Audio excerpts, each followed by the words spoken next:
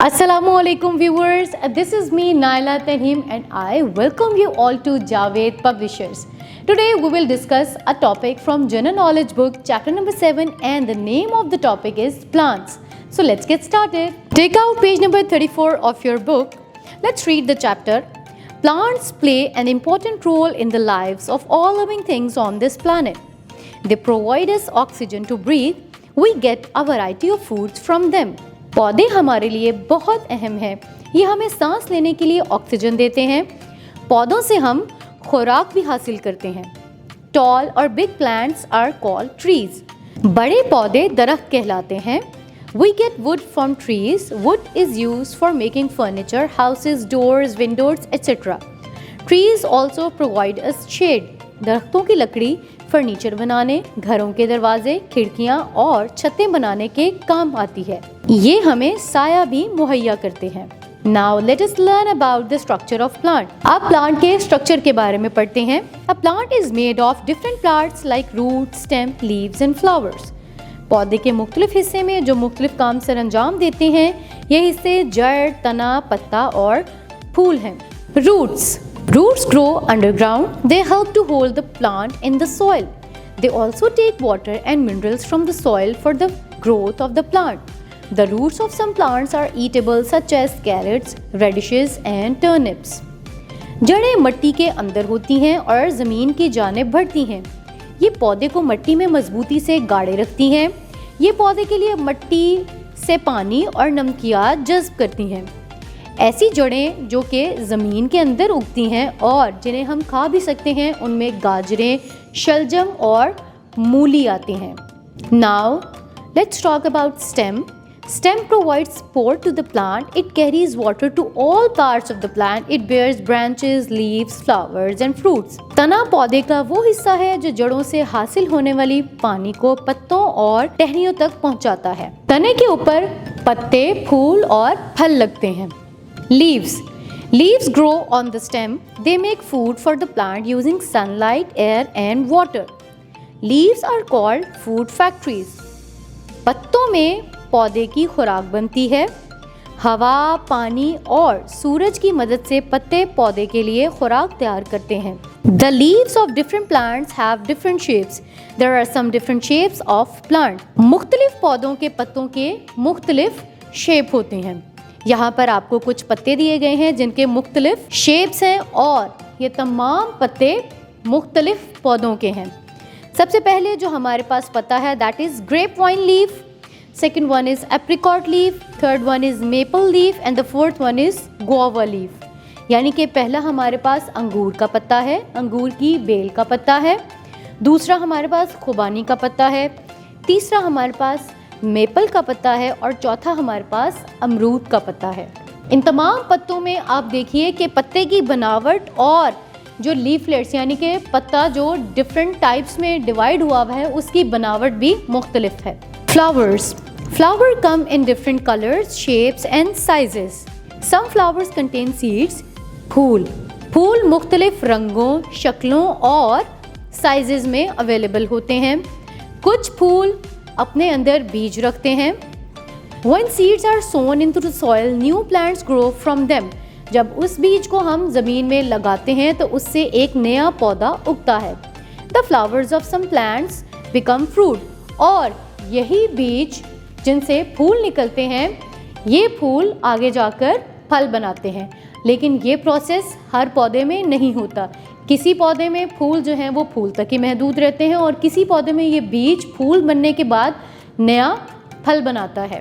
इसी की मुनासिबत से now let's talk about flowering and non flowering plants, यानी कि फूलदार और गैर फूलदार पौधे। We see varieties of plants around us. They are different from one another. Plants are divided into two groups. हम अपने इर्द गिर्द पौधों की मुख्तलिफ इकसाम देखते हैं और ये इकसाम एक दूसरे से मुख्तलिफ होती हैं। पौधों को इसी बेसिस पर दो तरह की कैटेगरीज में डिवाइड किया गया है, flowering plants and non flowering plants. फूलदार और गैर फूलदार पौधे। Flowering plants. The plants that have flowers are called flowering plants such as rose plant, apple plant, orange tree, sunflower plant, mango tree etcetera. जिन पौधों पर फूल लगते हैं फूलदार पौधे कहलाते हैं। इनमें फूल, फल और बीज होते हैं। और यहाँ पर आपको एग्जाम्पल दी गई है गुलाब, सेब, ऑरेंज, सूरजमुखी का फूल और आम के दरख्त की। Now, non-flowering plants, the plants that do not have flowers are called non-flowering plants. जिन पौधों पर फूल नहीं लगते उन्हें हम गैर फूलदार पौधे कहते हैं और इन पौधों में फूल और बीज भी नहीं बनते। Non-flowering plants such as cedar tree, fir tree, spruce tree, oak tree, pine tree, etc. गैर फूलदार पौधों में जो हमें एग्जाम्पल्स दी गई हैं उसमें देवदार, इंजीर, सनोबर, बलूत और स्प्रूस के दरख्त दिए गए हैं। Moving on to the next topic which is fruits and seeds, फल और बीज। All fruits come from flowers but not all flowers become fruits. तमाम फल बीज से आते हैं मगर तमाम फूल जो हैं वो फल नहीं देते। Fruits such as strawberries, apples and apricots all grow from flowers. फल जैसे कि स्ट्रॉबेरी, सेब और खुबानियाँ ये तमाम फूलों से उगते हैं।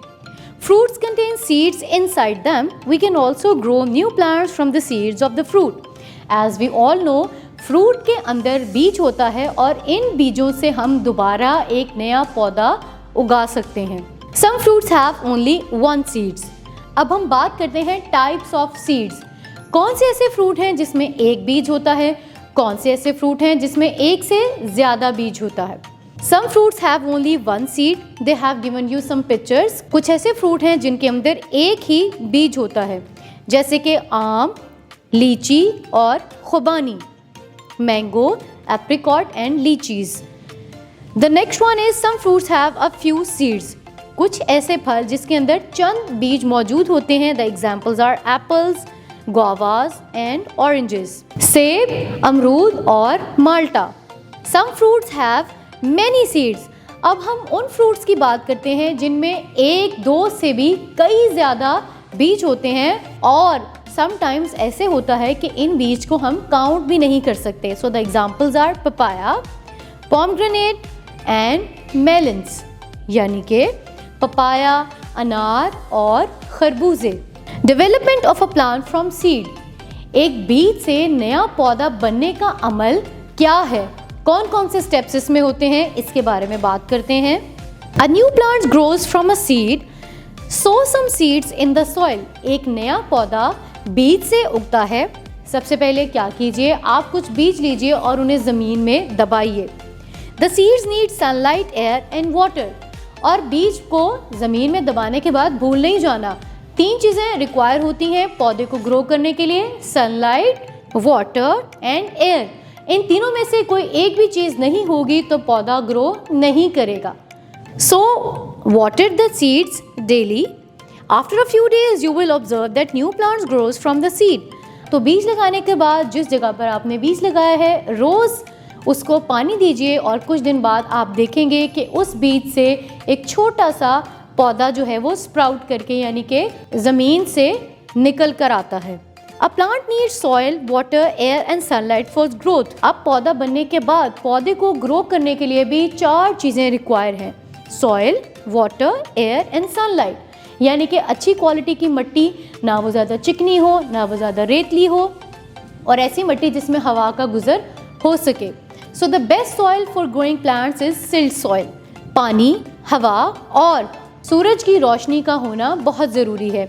इन तमाम अनासर में से अगर कोई एक भी अवेलेबल नहीं होगा तो पौधे की ग्रोथ या तो उससे अफेक्ट होगी या बिल्कुल ही रुक जाएगी। Now development of a plant from stem. अब एक पौधा जो उग गया है उसके बाद उसका तना बनने के लिए जो डेवलपमेंट होती है अब उसको पढ़ते हैं। Some plants like potato, sugarcane, rods etcetera can be grown from stem. कुछ ऐसे पौधे जिनके ऊपर फल डायरेक्ट तनों पर लगते हैं वो हैं पोटैटोज, शुगरकेन, गन्ने, रोज़, गुलाब वगैरह। Development of a plant from roots, और कुछ ऐसे पौधे जिनमें जो पौधा बनता है वो डायरेक्ट रूट से बनता है और ये रूट ज़मीन के अंदर की तरफ ग्रो करती हैं। इनको हम अंडरग्राउंड रूट्स भी कहते हैं, अंडरग्राउंड स्टेम्स भी कहते हैं। The examples are potato, turnip, radishes, carrots, beetroot etcetera. यहाँ पर जो आपको एग्जाम्पल दी गई है वो एक गाजर की दी गई है, जहाँ पर आप देखिए कि गाजर की जो रूट्स हैं वो इनसाइड द सॉइल हैं। हमने उसकी टॉप को काटा और उस टॉप को हमने दोबारा नए पौधे में लगाया और उस पौधे से दोबारा एक नई गाजर जो है वो तैयार हो गई। Importance of plants for climate change. मौसमियाती तब्दीली में पौधों का किरदार। Trees and plants plays an important role to keep the environment fresh, clean and beautiful. They are helpful to decrease the air temperature by several degrees. माहौल को साफ रखने में दरख्त और दूसरे पौधे अहम किरदार अदा करते हैं। ये माहौल को खुशगवार और खूबसूरत बनाते हैं। इंसानी सरगर्मियों की वजह से माहौल के बढ़ते हुए दर्जा हरारत को कम करने में पौधे और दरख्त मदद देते हैं। Plants absorb carbon dioxide and release oxygen, which balances the level of gases in the environment. पौधे हवा में मौजूद कार्बन डाइऑक्साइड को अपने अंदर जज़्ब करते हैं और खुद से पौधे हमारे सांस लेने के लिए ऑक्सीजन को अपने अंदर से रिलीज करते हैं ताकि जो माहौल में गैसेस का लेवल है वो स्टेबल रह सके। Second, plants maintain soil stabilisation. Plants regulate water cycle and moisture in the environment. पौधों की वजह से हमारी ज़मीन भी स्टेबलाइज रहती है, यानी कि एक्सेस वाटर पौधों के ज़रिए दोबारा एनवायरनमेंट में चला जाता है और ज़मीन जो है वो अपनी पीएच को मेंटेन रखती है। इसके अलावा अगर पौधे हों तो ये वाटर साइकिल यानी कि पानी का जो पूरा साइकिल है, ज़मीन से पौधों में जाना, पौधों से एनवायरनमेंट में जाना, एनवायरनमेंट से दोबारा क्लाउड्स बनाना, क्लाउड्स फॉर्मेशन से दोबारा रेन होना, रेन से दोबारा ओशन रिवर्स में ग्राउंड वाटर में जाना और यही ग्राउंड वाटर दोबारा पौधों तक जाना, ये पूरा वाटर साइकिल भी पौधे ही मेंटेन करते हैं, जिसकी वजह से हमारे माहौल में जो मॉइस्चर यानी कि नमी है वो बरकरार रहती है। So viewers, this is all about the chapter. इस चैप्टर में हमने सीखा कि पौधे हमारे लिए क्यों ज़रूरी हैं और पौधों को बचाने के लिए हमें क्या क्या इक़दाम करने चाहिए, पौधे को हम उगाते कैसे हैं और फिर पौधे की हम नशोनुमा कैसे करते हैं, पौधे हमारी इन्वायरमेंट को स्टेबलाइज करने में क्या क्या अहम रोल प्ले करते हैं। So this is all about the chapter. Now let's move on to the exercise of this chapter. Moving on to the exercise of this chapter, take out page number 38 of your textbook. Question number 1 is answer the following question. Your question number 1 is write down the names of the parts of the plant. पौधे के different हिस्सों के नाम बताइए। जैसे कि हमने इस चैप्टर में पढ़ा stem, root, flower, fruit, seeds, these are all parts of the plant. So you have to write this in your notebooks. The answer of this question is on page number 34. Question number 2, what is the function of a stem? Stem का यानी कि तने का क्या function है? The answer of this question is on page number 35.